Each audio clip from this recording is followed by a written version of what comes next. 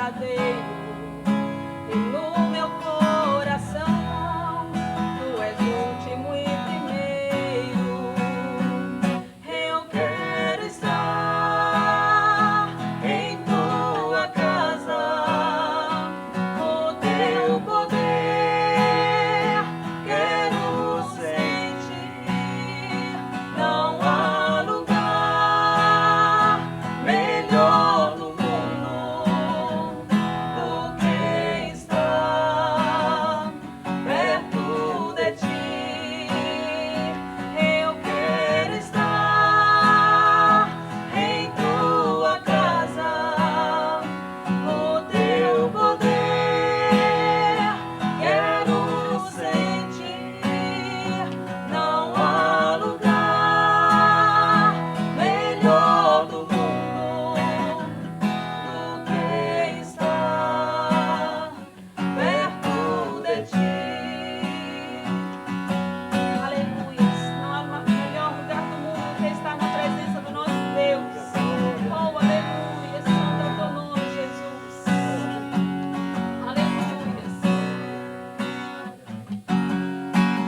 Mais perto quero estar, Deus, de ti.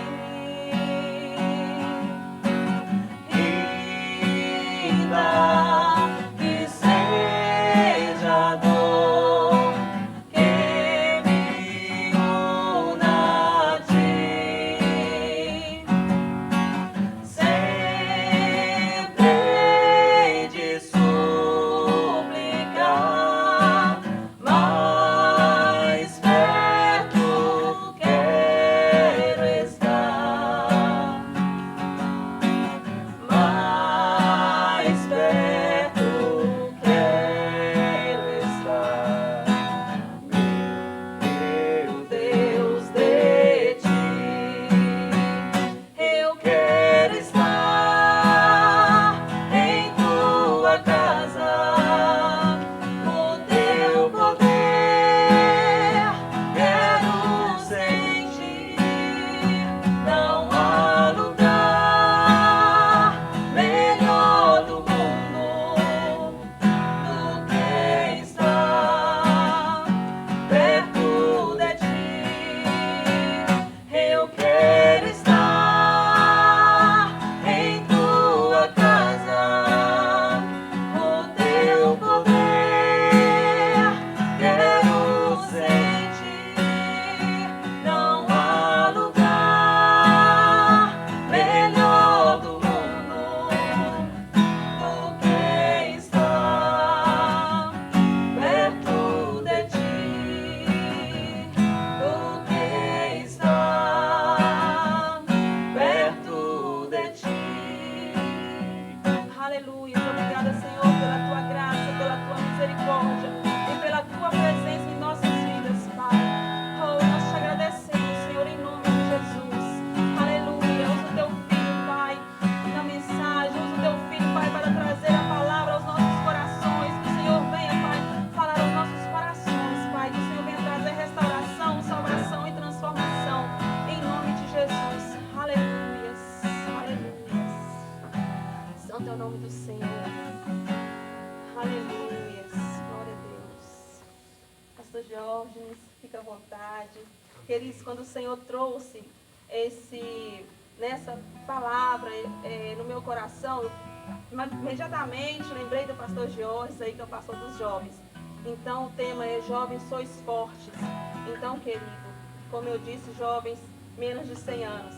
Então seja forte. Vou deixar a palavra com o pastor. Esse texto, né, que o Senhor inspirou a nossa irmã Luana, Jovens Sois Fortes, é o texto da carta de João, de 1 João, capítulo 2, e o versículo 14, e a gente quer falar um pouquinho, a respeito dessa força, que João está falando aqui, a respeito desse chamado, e das circunstâncias que levaram João a escrever isso para a igreja, daquela época, mas a igreja de hoje, porque a palavra do Senhor é uma palavra viva e verdadeira, e ela é atemporal, ela ultrapassa o tempo, ela não está presa a um determinado lugar, apesar de que parte do que João está falando aqui tem a ver com o ambiente daquela época, mas o ambiente de hoje, ele não mudou, ele continua sendo o mesmo, e nós vamos entender isso ao decorrer dessa palavra. 1 João, capítulo 2, versículo 14, a palavra do Senhor vai dizer assim: eu vos escrevi, meninos, porque conhecestes o Pai. Eu vos escrevi, pais, porque já conhecestes aquele que é, desde o princípio. Eu vos escrevi, jovens, porque sois fortes, e a palavra de Deus está em vós, e já venceste o maligno. Amém? Esse texto, ele é um texto em que, dentro do debate teológico, ele dá muita resenha. E falando para jovens, e se a gente for ficar entrando na questão teológica aqui do texto, nós vamos demorar demais para entender, mas eu quero ser direto ao ponto. Mas esse texto é um texto, às vezes, de difícil interpretação, porque ele fala de meninos, de jovens e de pais, e às vezes, para a gente interpretar isso fica difícil, porque quando João está dizendo meninos, jovens e pais, será que é literalmente que ele está dizendo para 3 tipos, de pessoas ou idades diferentes, a meninice, a juventude, e os adultos, os anciãos, os pais? Ou será que ele está falando a respeito da conversão, que quando você converte, você se batiza, você é um menino, daí a pouco você se torna um jovem espiritual, e daqui a pouco você se tornou um ancião espiritual, alguém que cresceu, que amadureceu espiritualmente. Então esse debate, quando ele entra para esse lugar, dá muita conversa. Torna-se um assunto extensivo, porque teólogos da antiguidade, eles vão falar isso até mesmo, John Stott, ele defende essa ideia, de ser 3 tipos de nichos, vamos dizer assim, de classes de pessoas. Mas eu quero trazer ao nosso entendimento, o que João está querendo falar aos nossos corações nesse momento, nessa live, nesse vídeo, e que o Senhor possa te tocar, jovem, adulto que está aí com menos de 100 anos, como diz a Luana, você é jovem, porque a Bíblia vai dizer que os que esperam no Senhor renovarão suas forças. Então, se você espera no Senhor, querido, em todo tempo Deus te renova, em todo tempo Deus faz as suas forças novas, para você voar como águia na presença dEle. E aí, para a gente entender esse texto, nós precisamos entender o contexto. E como eu disse, esse contexto que nós vamos ver que ele se iguala ao contexto do dia, porque o que está acontecendo ali, nas regiões da Ásia, João está em Éfeso escrevendo essa carta, o que está havendo ali que João está tendo que escrever essa carta para a igreja? A igreja começou a se desviar do caminho do Senhor. Os filósofos, os gnósticos da época, começaram a levantar questões como: Jesus pode ser homem e ser Deus? Como é isso? Será que Jesus é homem e Deus? Jesus é só homem? Jesus é só Deus? Como que um homem pode salvar o outro homem? E essas questões começaram então a permear o ambiente da igreja, de maneira que os cristãos convertidos, seja do judaísmo, ou seja nós, os gentios assim chamados, que não somos judeus, de nascença, começou a levantar, a perturbar e a trazer heresias com relação à fé, com relação ao entendimento. Por isso a gente vê João, quando ele vai começar a escrever a carta, ele fala assim: olha, eu estou falando de coisas que nós vimos. Eu não estou falando de coisas que me contaram, eu estou falando de coisas que nós testemunhamos. E aí ele fala aos pais: vocês viram, vocês presenciaram, Vocês testemunharam o que é desde o princípio, deixando a entender que essas pessoas, né, que estão ali agora dentro da igreja, são pessoas que estiveram de uma forma envolvida naquele tempo onde Jesus veio, Jesus fez aqueles milagres, né, que João vai escrever no Evangelho, que se fosse escrever, não teria como anotar tudo que Jesus fez, porque fez tanto milagre. Então eles são testemunhas oculares e presentes naquele tempo. Então João já começa de cara logo refutando a ideia de que Jesus é Deus. Dizendo que Jesus é Deus, refutando a ideia de que os gnósticos diziam que ele talvez não seria Deus, que ele seria só homem. Ou então que ele seria só Deus e não poderia ser homem. Então João já vem de sola falando a respeito, né, de Jesus ser Deus. Que a obra que Jesus fez, a redenção de Jesus, através do sacrifício de Jesus, ela é a única condição a qual o homem pode ser salvo. Não é necessário mais o sacrifício de animais como a lei pedia. Não é necessário mais a circuncisão como a lei pedia, como a velha aliança exigia. João está falando que Jesus veio em carne, Jesus se manifestou sendo Deus e entregou sua vida por amor de nós, para que nós fôssemos salvos, para que nossos pecados fossem perdoados, para que a dívida que havia em nós fosse anulada. E Cristo levou isso tudo sobre si, cumprindo as profecias da lei. Cumprindo as profecias, por exemplo, de Isaías. Isaías, que todo mundo chama ele de profeta messiânico, porque ele foi um dos que mais descreveu a respeito da pessoa de Jesus. E a gente vê, por exemplo, o cumprimento da cruz em Isaías 53. Isaías vai dizer que era um homem simples, um homem de dores, não tinha aparência nem formosura, mas que ele foi transpassado pelas nossas transgressões e moído pelas nossas iniquidades. Então Jesus pegou isso tudo para ele e assumiu isso, que outro ser humano nenhum poderia assumir. E sem pecado algum, um Cordeiro Santo e Imaculado se fez pecado, se fez maldito para que nós fôssemos absolvidos. Então estava tendo dentro da igreja do Senhor essa discussão. E essa discussão ela estava tão assim acalorada, que ela estava conseguindo tirar as pessoas. Que ela estava conseguindo fazer com aquelas pessoas que entregaram a vida a Cristo agora repensarem a sua fé e talvez voltarem para o judaísmo ou para as outras práticas, para quem é gentil, para a prática dos seus deuses antes do Senhor. E João, então, ele vem de forma assim bem forte, exortar a igreja, chamar a atenção da igreja e chamar a atenção daquele povo em geral, porque essa é a carta que circulou e circula até hoje para o que estava acontecendo dentro dela.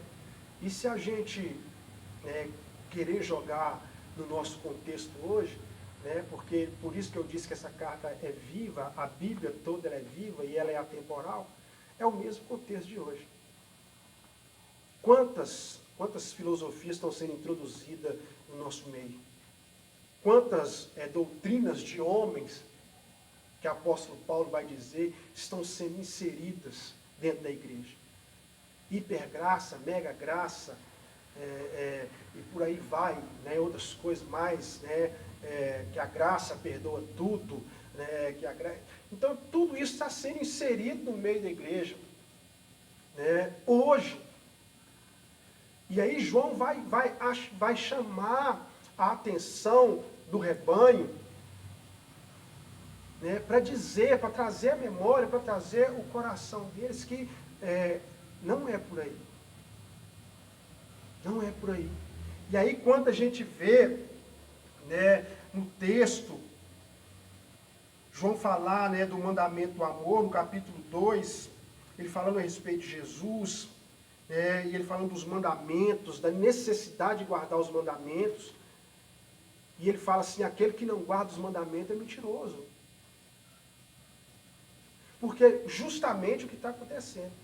Você traz, né, a ideia filosófica e a Bíblia é deixada de lado. Mas a Bíblia contém os mandamentos, a palavra do Senhor, os mandamentos do Senhor estão inseridos na nossa Bíblia.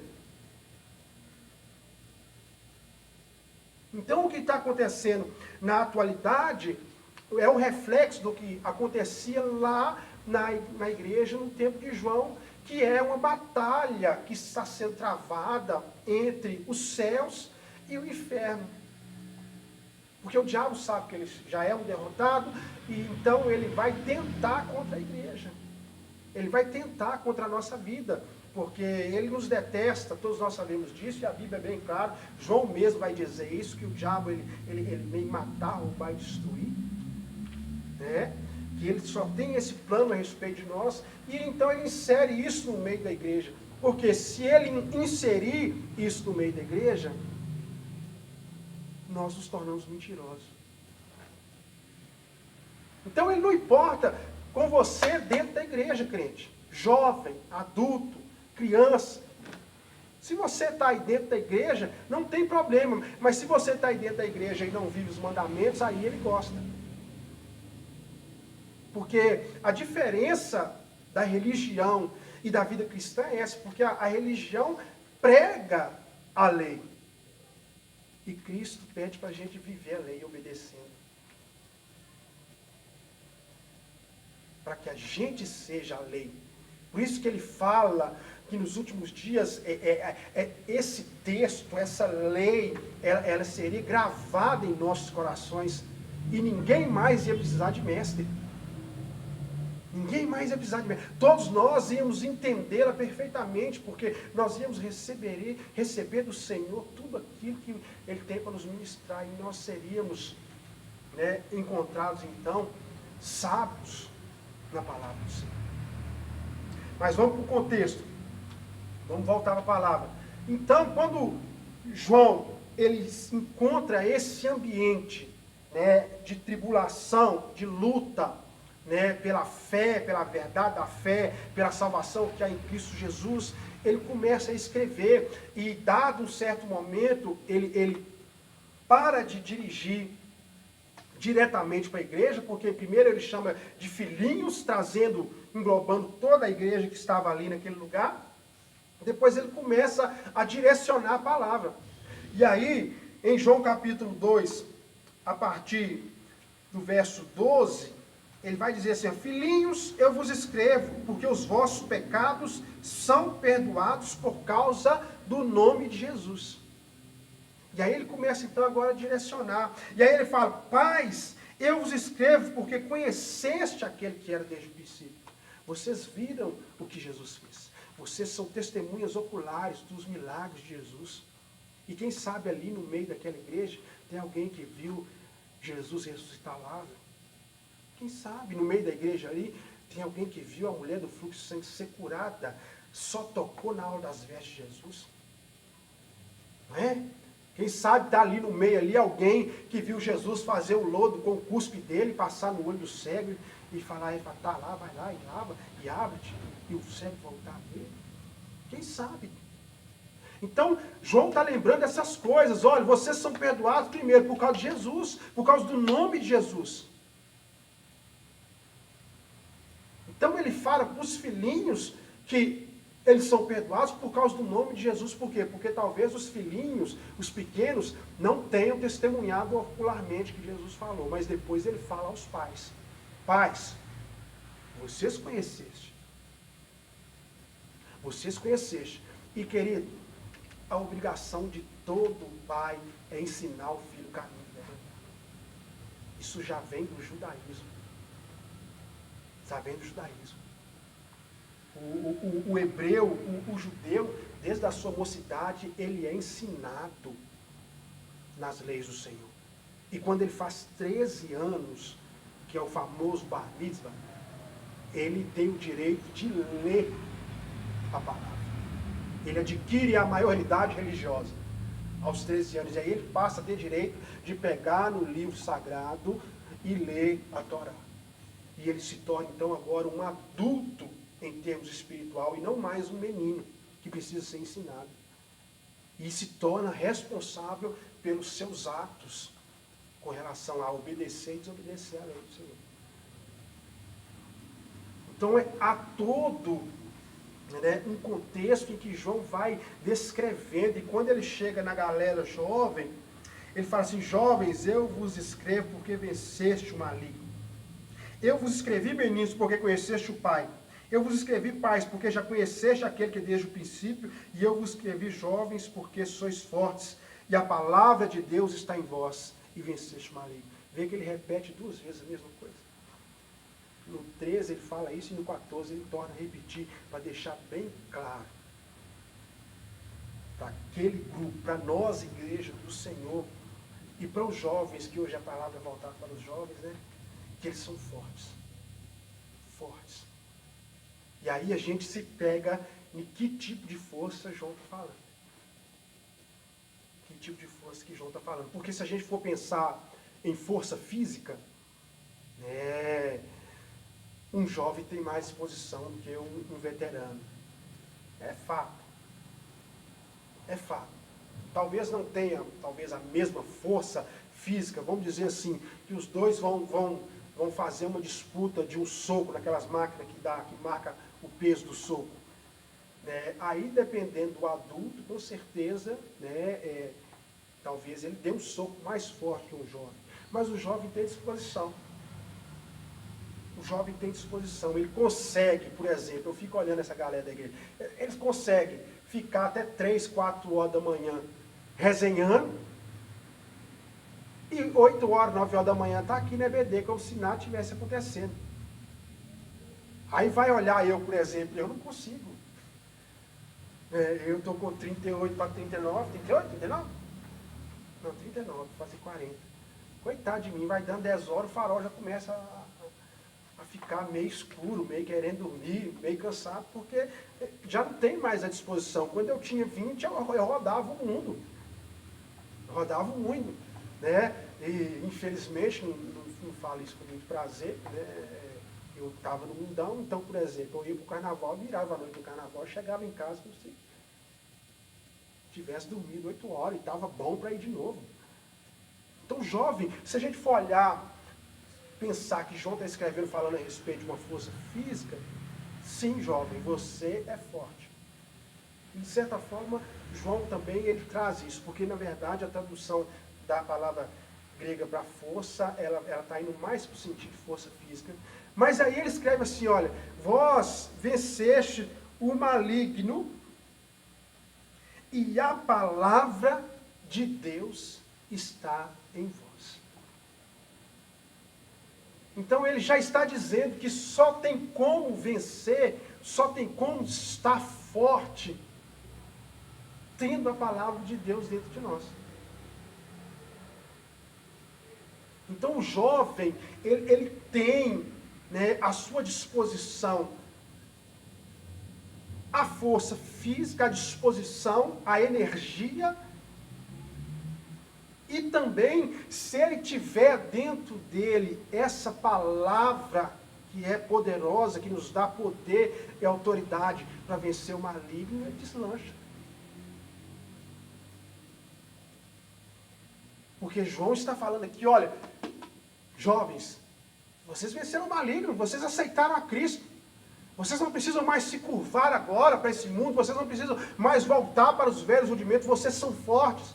A palavra de Deus está em vocês. E é isso que eu quero destacar aqui para nós nesse vídeo hoje. É que o que vai fazer diferença para nós jovens não é só o vigor físico, mas a palavra que está dentro de nós. Na verdade, o que vai determinar o tamanho da minha força, o tamanho da sua força, é o quanto de Deus está em você. É o quanto você consegue, em Deus, resistir ao diabo.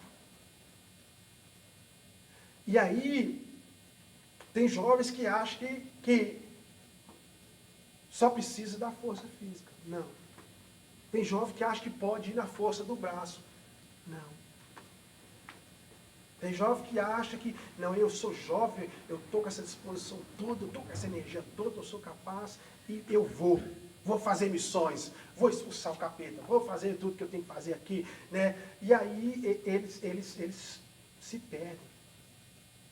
Um exemplo disso são os 7 filhos de Cefas, que vai expulsar o demônio no nome de Deus de Paulo. Nós vamos expulsar esse demônio. Sai, demônio, em nome do Deus de Paulo. E o demônio pula neles, ó. Que nada, Paulo eu conheço. Jesus Cristo também eu conheço. Vocês? Nem sei quem é. E toma a palavra. Toma a palavra. Por quê? Porque na palavra não está ele. E essa é a maior evidência, né? Ou é a maior chamada de atenção que João está trazendo para a igreja. Nós precisamos que a palavra de Deus esteja em nós. Precisamos que a palavra de Deus esteja em nós. Sabe por quê? Porque senão João continua escrevendo e logo depois que ele fala isso, ele fala assim, olha, não ameis o mundo e nem o que há no mundo, a concupiscência dos olhos, a concupiscência da carne e a soberba da vida. Então ele acaba de dizer que os jovens são fortes, ele acaba de dizer que eles têm poder para vencer o maligno, porque a palavra está dentro deles, e depois ele chama a atenção, olha, cuidado. Cuidado com aquilo que você está vendo, cuidado com aquilo que você está ouvindo, cuidado com aquilo que agora está chamando a sua atenção. Cuidado. Cuidado. Porque talvez você está se achando muito forte e a soberba agora está tomando conta de você e na verdade você vai falhar. Então eu quero deixar para nós, jovens, adolescentes e adultos que estão assistindo esse vídeo, que vocês são fortes. A igreja de Cristo ela é forte quando a palavra estiver nela. Por isso que nós não precisamos inventar nada. A palavra é suficiente.